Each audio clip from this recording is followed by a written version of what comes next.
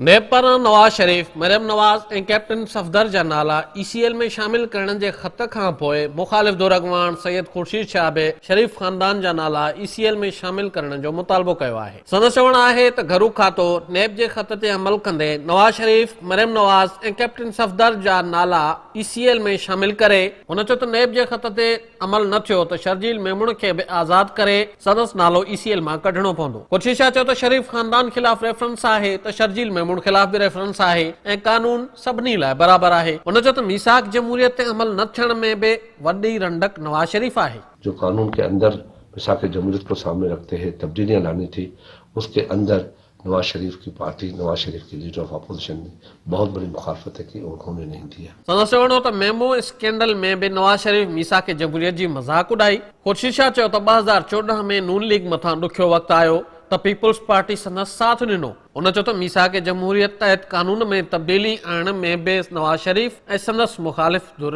रंडक बणिया।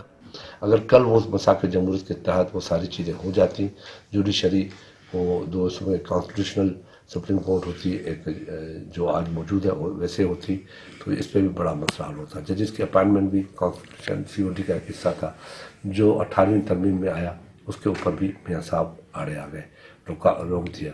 आज वो सारी चीज़ें मियाँ साहब को सामने खुद आ रही हैं। क़ौमी असेंबली में मुखालिफ धुर जे अॻवान सैयद खुर्शीद शाह चयो त मीसाक जमहूरियत तहत आसिफ ज़रदारी नवाज शरीफ जे घर बि वियो। मीसाक जमहूरियत ते अमल थिए हा त नवाज शरीफ खे अहिड़ा ॾींहं न ॾिसणा पवंदा।